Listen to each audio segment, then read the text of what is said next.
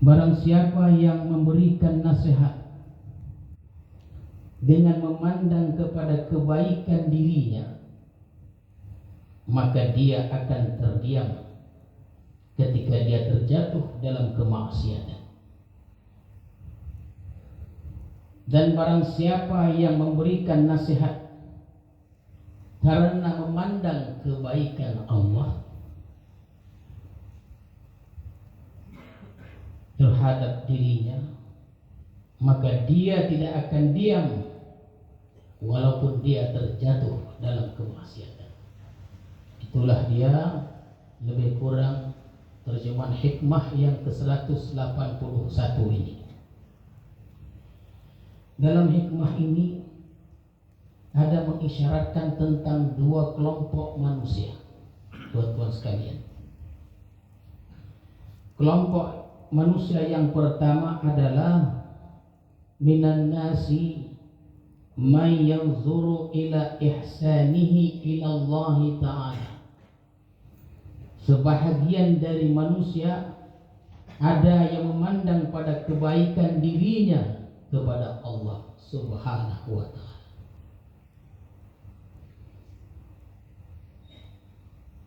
Golongan ini memandang bahwa ibadah-ibadah yang dibuatnya selama ini, tuan-tuan sekalian, ibadah-ibadah yang dibuatnya selama ini, yang dikerjakannya selama ini, dia sembahyang, dia puasa, dia baca Quran, dia menuntut ilmu dan sebagainya, dia memandang itu merupakan kebaikan dirinya kepada Allah Subhanahu wa Ta'ala.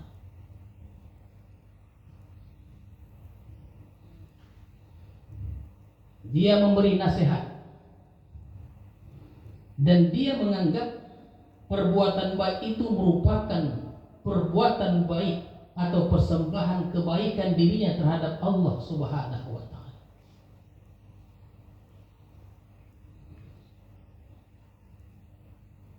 Jadi setiap ibadah yang dilakukan, dia menganggap bahwa itu merupakan kebaikan dirinya kepada Allah Subhanahu wa Ta'ala. Ini golongan pertama.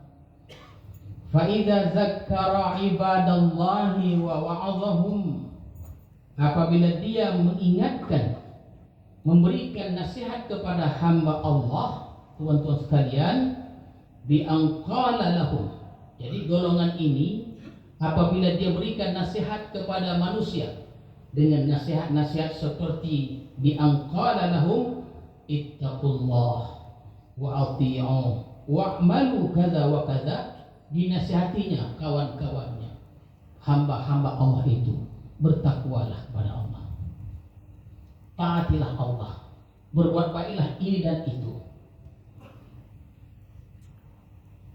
Summa waqa'a fi dhallatin aw ma'siyatin, kemudian satu ketika dia terjatuh dalam satu kemaksiatan sakata, maka dia pun diam, tuan-tuan sekalian. Dia memberikan nasihat kepada orang lain, bertakwalah, berbuat baiklah, taati Allah, berbuat baiklah ini dan itu. Tiba-tiba suatu hari, satu ketika, dia pun jatuh dalam satu kemaksiatan, kesalahan sakata, dia pun diam. Tidak mau lagi dia berikan nasihat kepada orang lain itu. Kenapa? Karena dia malu dan takut kepada Allah Subhanahu wa Ta'ala. Memang selama ini dia menyuruh orang berbuat baik, disuruhnya orang berbuat baik atau bertakwa, memang dia orang yang bertakwa. Taatilah Allah katanya, memang dia mentaati Allah Subhanahu wa Ta'ala. Disuruhnya orang lain untuk bersedekah, memang dia orang yang bersedekah, tuan-tuan sekalian. Dilarangnya orang jangan ghibah, memang dia tidak pernah ghibah, menceritakan orang lain. Akan tetapi satu ketika dia terjatuh dalam satu kesalahan kemaksiatan, dia diam. Dia tidak mau lagi menasihati orang, karena dia sendiri ada berbuat salah pada Allah Subhanahu wa Ta'ala. Tentu kita paham hal ini. Kenapa? Hayaan wa khaufan, karena dia malu dan takut kepada Allah Subhanahu wa taala. Selama ini dia berbuat baik kepada Allah, memberi nasihat kepada orang lain, begitu dia jatuh, dia pun diam. Tuan-tuan sekalian, ini kelompok pertama ini namanya hum ahlul hijabi anillahi ta'ala. Mereka itu adalah orang-orang yang masih terdinding dari Allah Subhanahu wa ta'ala. Tak elok rupanya. Dia berbuat baik, dia nasihati orang. Kemudian ketika dia terjatuh dalam kemaksiatan, dia terdiam, tidak mau lagi menasihati orang. Kalau begitu, di mana letak terdindingnya kelompok ini? Karena dia menganggap bahwa ibadah-ibadah yang dia lakukan selama ini merupakan perbuatan baiknya kepada Allah Subhanahu wa taala. Disitulah letak terdindingnya, tuan-tuan sekalian. Ihsani ilallah, dia menganggap sembahyangnya, puasanya dan lain-lainnya merupakan kebaikan-kebaikan yang dia persembahkan kepada Allah. Dia nisbahkan kepada dirinya itu.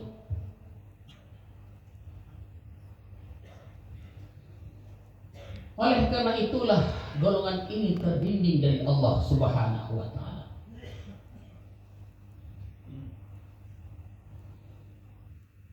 Faman 'amila bi ta'atillah wa fariha biha min haitsu innaha minhu ila Allah ta'ala. Sama halnya orang yang berbuat baik, orang yang berbuat taat kepada Allah Subhanahu wa taala. Dia gembira, dia bangga dengan ketaatannya itu, bahwa itu merupakan persembahan baiknya kepada Allah. Ini orang yang terdinding dari Allah Subhanahu wa taala. Orang yang gembira dengan perbuatan taatnya itu adalah orang yang terdinding dari Allah Subhanahu wa taala. Dia gembira dengan sembahyangnya, gembira dengan puasanya, gembira dengan ketaatan-ketaatan. Orang yang seperti ini adalah orang termasuk golongan yang terdinding dari Allah Subhanahu wa taala. Jadi tuan-tuan sekalian, kalau kita berpandangan menganggap bahwa kita telah melakukan ibadah-ibadah, kita sholat, kita puasa, kita mengaji, sedekah dan sebagainya, lalu kita gembira bangga dengan itu semuanya, maka anggapan-anggapan seperti ini, anggapan bahwa itu merupakan kebaikan-kebaikan kita pada Allah, ini akan menimbulkan penyakit-penyakit pada diri kita. Anggapan bahwa yang sembahyang itu kitanya dinisbahkan kepada kita, maka anggapan seperti ini akan menimbulkan penyakit-penyakit pada diri kita. Apa penyakit itu? Di antaranya adalah salah satunya al-ujub. Ujub dia. Orang yang mengaku bahwa dia suka sembahyang, dia suka ibadah dan sebagainya, ini bisa menimbulkan ujub. Mahwal ujub.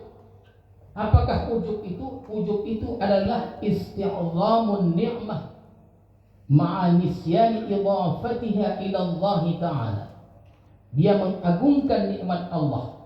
Diagungkannya nikmat Allah, bisa sembahyang.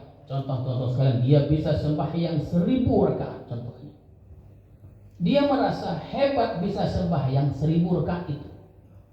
Dia khatam Al-Quran 1 hari 1 malam, dan dia merasa hebat dengan bisa melakukan membaca Quran khatam 1 hari 1 malam. Dia lupa bahwa itu merupakan anugerah hidayah dari Allah Subhanahu wa taala. Inilah yang dinamakan ujub itu. Dia nisbahkan kepada diri dia, dan dia lalai lupa dia bisa sembahyang 1000 rakaat, dia bisa menuntut ilmu, mengaji dan sebagainya. Itu semata-mata karena hidayah dari rahmat Allah Subhanahu wa taala. Jadi orang yang ujub ini bukan mendapatkan pahala, justru sebaliknya menggugurkan pahala itu, tuan-tuan sekalian, bahkan mendapat dosa. Itulah di antara penyakit yang ditimbulkan orang yang merasa dia yang sudah beribadah itu, yaitu al-ujub. Yang kedua adalah al-idlal.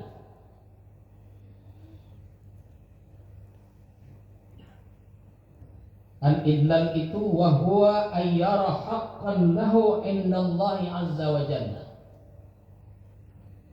Dia menganggap bahwa dia mempunyai hak di sisi Allah. Oh, ini bahaya ini tuan-tuan.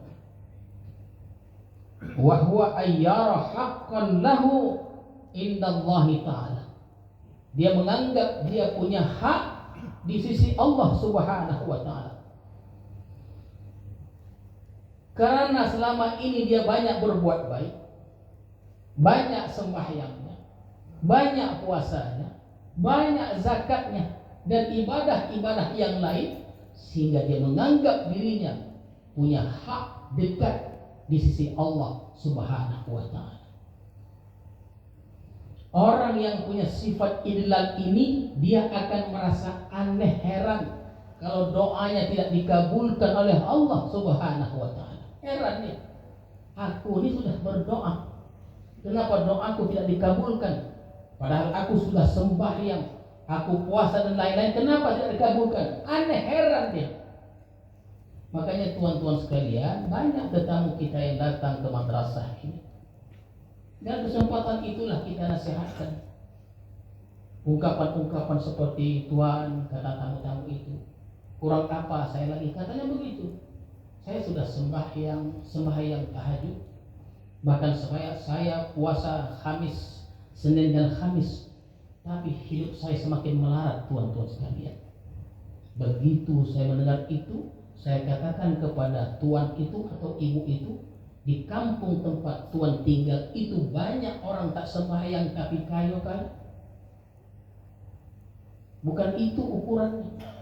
Jangan kita merasa kita sudah sembahyang, kita sudah puasa, lalu kita kaya. Tidak begitu ya tuan-tuan sekalian. Sembahyang itu lain citonya. Di barat sana ingkar semuanya manusia, menentang Allah, kayo, nonton bola wangi semuanya.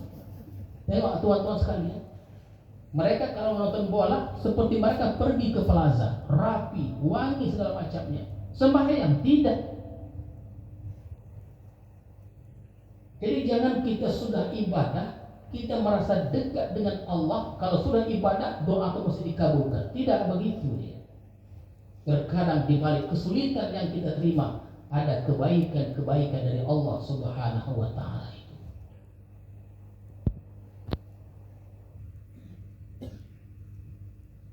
Seperti kita berbuat baik kepada manusia lah, tuan-tuan sekalian. Selalu kita berbuat baik kepada si fulan. Hari-hari kita buat baik kepadanya, kita muliakan dia. Suatu hari kita minta tolong padanya, tak dia menolong kita, kan goram kita. Aneh, orang yang sudah kita beri dan sekali kita minta tolong dia tidak mau menolong kita, memang orang ini tidak tahu ini, tidak tahu ini. Kalau kepada manusia tidak seberapa tuan-tuan sekalian, tapi kalau kepada Allah itu suatu yang sangat jahat sekali. Abu Bakar As-Siddiq pernah beliau tersilap dan diingatkan oleh Rasulullah SAW ketika peristiwa khabarul ifki, berita bohong, dituduh Rasulullah dengan Siti Aisyah berbuat sesuatu yang tidak layak. Hampir 1 bulan tuan-tuan, bahkan Rasul tidak berteguran dengan istrinya, tidak keluar rumah karena fitnah yang luar biasa itu. Usut punya usut, diselidiki, ternyata yang menyebarkan fitnah itu selain orang Yahudi adalah orang yang selalu dibantu oleh Abu Bakar As-Siddiq. Abu Bakar selalu membantu fulan itu, tapi dia pula yang memfitnah anaknya. Sehingga kata Abu Bakar, akan kuhentikan tuanku. Karena marahnya, kata Rasulullah, jangan hentikan, teruskan. Kalau kita tuh, jangankan kita hampir topo deh. Udah kita berbuat baik setiap hari, difitnahnya pula kita. Dan itu bisa terjadi, tuan-tuan sekalian. Kita berbuat baik, sekali kita tidak berbuat baik, difitnah kita. Ya, begitu hidup dalam masyarakat.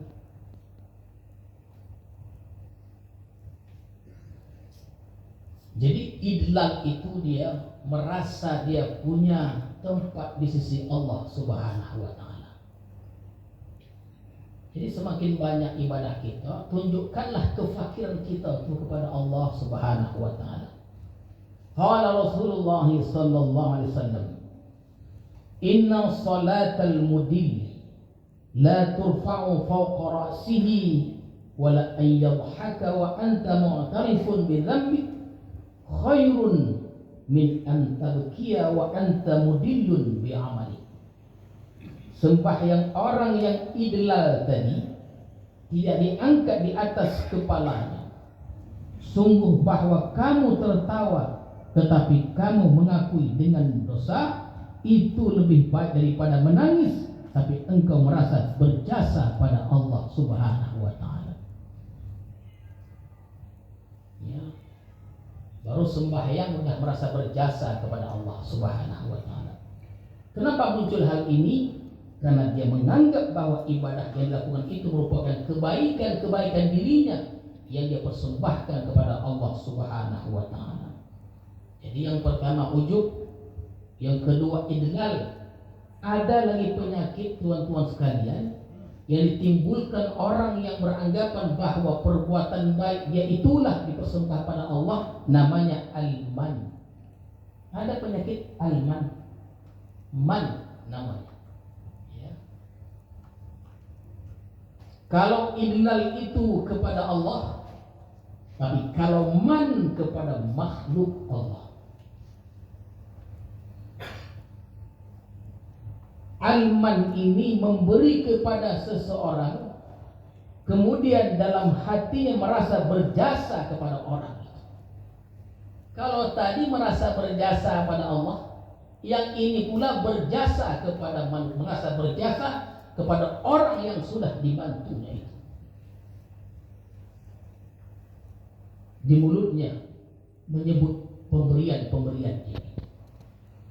Ini tuan-tuan sekalian, ini berbahaya. Ada orang berhasil, dibilang dia berhasil kon aku. Ini namanya man. Ya, ini namanya man. Kenapa ini terjadi? Karena dia menganggap kebaikan yang dibuatnya itu dinisbahkan pada dia. Jadi macam corona di akhirnya.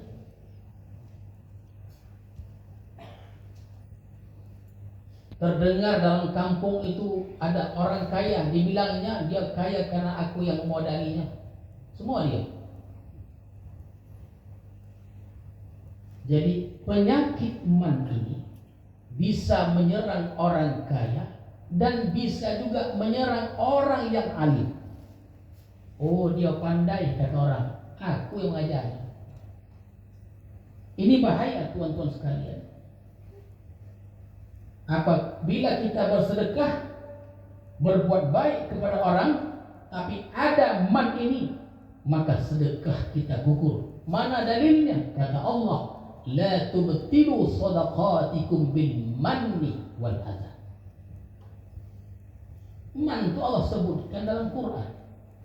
La tubtilu sadaqatikum bil manni wal adha. Man itu penyakitnya. Apa dia? Jangan engkau batalkan pahala sedekahmu itu dengan menyebut-nyebut pemberian itu.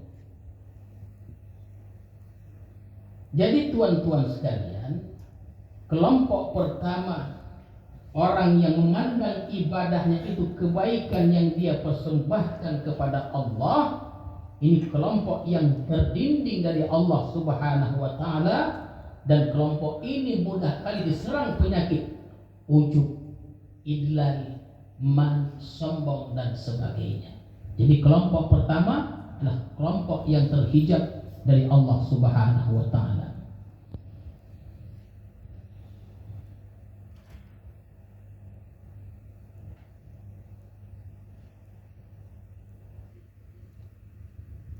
kelompok yang kedua,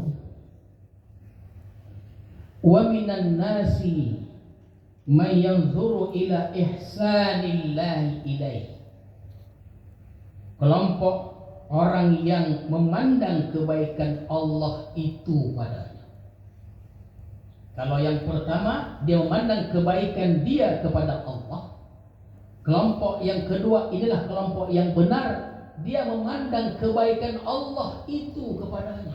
Bukan kebaikan dia kepada Allah, tapi kebaikan Allah kepada diri dia, kepada diri kita semuanya.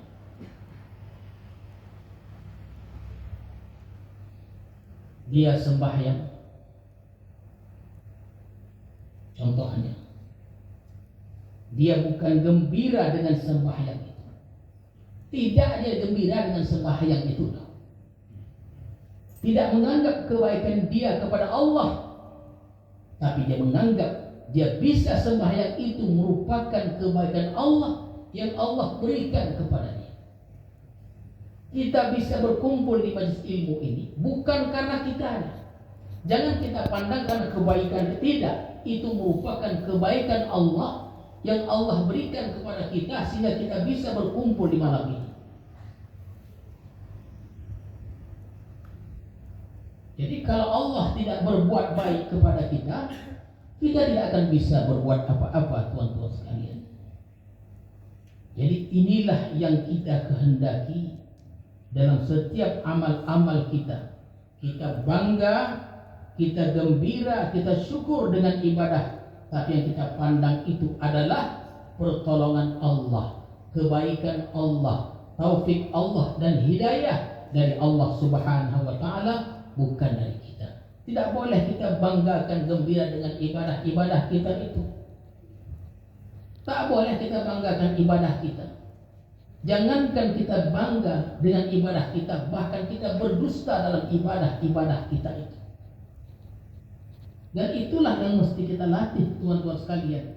Laqad kadzabta fi qaulika lillahi ta'ala. Engkau telah berdusta dengan perkataanmu dengan mengatakan lillahi ta'ala dalam setiap amal-amalmu itu.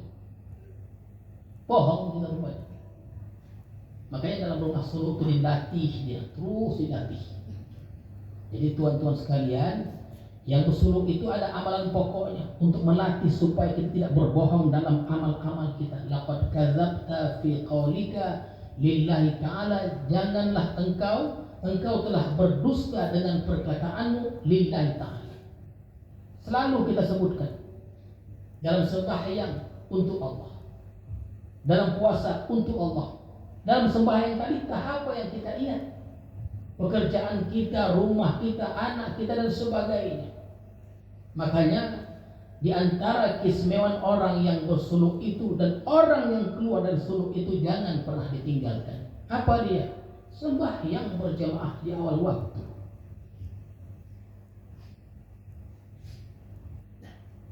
Makanya terkadang orang-orang mau mengambil tarikat di bersuluk berpikir dia takut dia. Tidak yang begitu, tuan-tuan sekalian. Amalan tarekat ini luar biasa. Bukan kita mengagungkan amalan tarekat itu, dan itu amalan para nabi. Nabi Muhammad SAW. Di antaranya orang yang bersuluk, kalau sudah keluar suluk dia, antara amalan jangan ditinggalkan. Kalau bisa, sebisanya sembahyang di awal waktu, jangan absen sedikit. Wudunya kok kan? Hanya orang-orang sedikit, ingat-ingatlah ini. Keluar dari rumah suluk ini, ingat itu. Sembahyang tetap berjamaah di awal waktu. Apalagi wuduknya tetap. Apalagi dia tidak banyak taklilul kalam wa taklilul akal, menyikitkan bicara, menyikitkan makan. Dan banyak berzikir, terus zikir zikr khauf itu dia. Makanya orang-orang yang mengambil tarekat itu amal yang luar biasa. Dia tidak bersuara zikir khafi Allah. Sentral itu pada makam 5.000 itu. Kenapa 5.000? Kan di situ sentralnya. Baik di situ, baiklah. Kalau melulus itu mudah urusan ke depannya, tuan-tuan sekalian.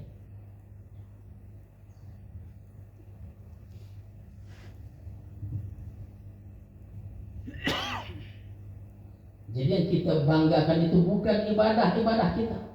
Jangan kita bangga sudah sembahyang 1000 rakaat. Contohnya nih, ya, Zainal Abidin As-Sajjad sembahyang 1000 rakaat.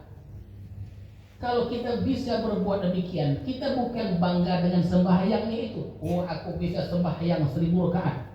Aku bisa 1 hari 1 malam khatam Al-Quran. Kita bukan bangga dengan itunya, tapi kita bangga karena Allah sudah bangga itu kepada Allah Subhanahu wa Ta'ala, karena Allah yang sudah berikan kebaikan kepada kita. Kalau Allah tidak berbuat baik kepada kita, tak akan bisa kita sembahyang 1000 rakaat itu. Jadi sembahyang itu minallah, datangnya dari Allah. Ingat itu tuan sekalian, sembahyang itu minallah, datangnya dari Allah. Kita bisa bergerak-gerak dalam sembahyang itu billah, dengan Allah. Dan demikian kita sembahyang bisa bergerak, dibuka dengan salam, ditutup dengan dibuka dengan takbir, ditutup dengan salam, itu lillahi ta'ala, karena Allah Subhanahu wa Ta'ala dan untuk Allah. Jadi golongan yang kedua ini, tuan-tuan sekalian, memandang bahwa Allah yang telah berbuat baik kepadanya. Dia bisa berbuat baik karena Allah telah berbuat baik kepadanya. Fa idza zakara ibadallah